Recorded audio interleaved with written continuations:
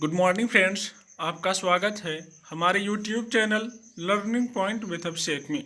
अगर आप चैनल पर पहली बार आए हैं तो चैनल को सब्सक्राइब कर लीजिए और बेल आइकन प्रेस कीजिए ताकि आपको डेली डिक्टेशन मिल सके। 80 शब्द प्रति मिनट डिक्टेशन स्टार्ट। नए कृषि कानूनों को वापस लेने की मांग को लेकर जारी किसान आंदोलन अब गंभीर चिंता का विषय बन चुका है। 100 दिन से ज़्यादा हो चुके हैं और दिल्ली की सीमाओं पर बड़ी संख्या में किसान धरने पर बैठे हैं। इसके अलावा आंदोलन को देशव्यापी बनाने के मकसद से पंजाब, हरियाणा, उत्तर प्रदेश, राजस्थान जैसे राज्यों में लगातार महापंचायतें हो रही हैं। किसानों के इस रोष का संकेत साफ है कि किसान अब खामोश नहीं बैठने वाले। वे देश भर में ऐसी महापंचायतें करेंगे। लेकिन इन सारे घटनाक्रमों में सबसे ज़्यादा हतप्रभ करने वाली बात यह है कि सरकार ने अब किसानों को उनके हाल पर छोड़ दिया है। अब वार्ता के संकेत तो दूर, सरकार संसद में भी इस मुद्दे पर चर्चा से बचती दिख रही है।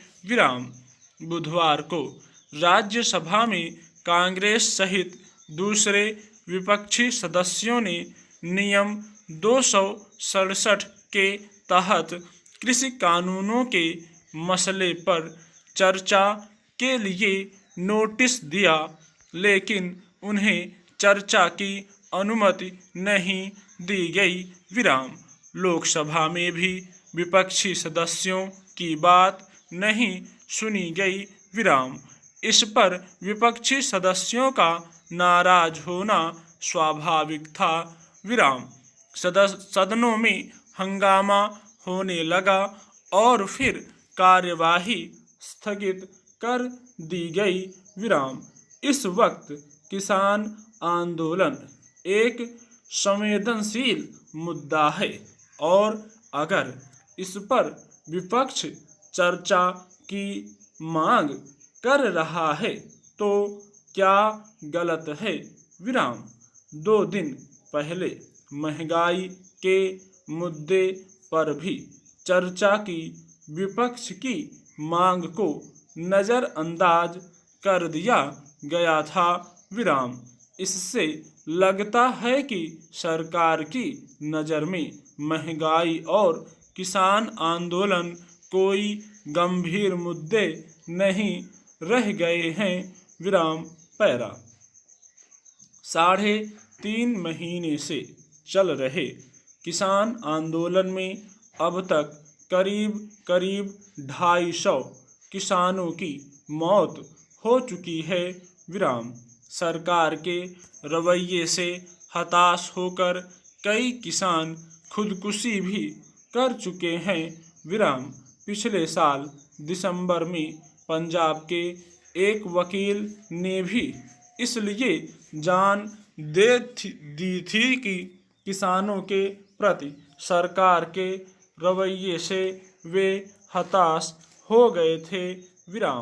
ये घटनाएं मामूली नहीं हैं। इन्हें साधारण मानकर दरकिनार नहीं किया जा सकता। इसलिए जरूरी है कि नए कृषि कानूनों के मुद्दे पर सरकार सिर्फ अपना पक्ष रखने के बजाय खुले रूप से इन पर चर्चा कराए और विपक्षी सदस्यों की शंकाओं का समाधान करे, उनके सवालों का जवाब दे। ऐसा इसलिए जरूरी है ताकि किसानों की समस्या पर सभी को अपनी बात रखने का मौका मिल सके। विराम। सरकार पर शुरू से आरोप लगते रहे हैं कि नए कृषि कानूनों को उसने बिना किसी चर्चा के पारित करवा लिया था। विराम। अगर नए कृषि कानूनों को लागू करने से पहले सभी विपक्षी दलों और किसान संगठनों के जनप्रतिनिधियों से राय मशविरा किया जाता तो आज किसानों को आंदोलन का रास्ता शायद नहीं अपनाना पड़ता। विराम। पैरा। सदनों में अगर महत्वपूर्ण मुद्दों पर चर्चा नहीं होती है और विपक्षी सदस्यों को जनहित के मुद्दे नहीं उठाने दिए जाते हैं तो संसद का औचित्य ही क्या रह जाता है।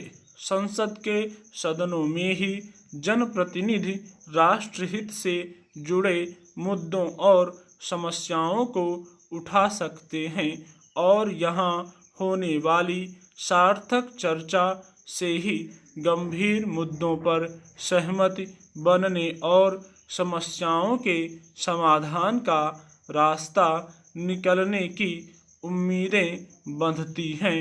विराम।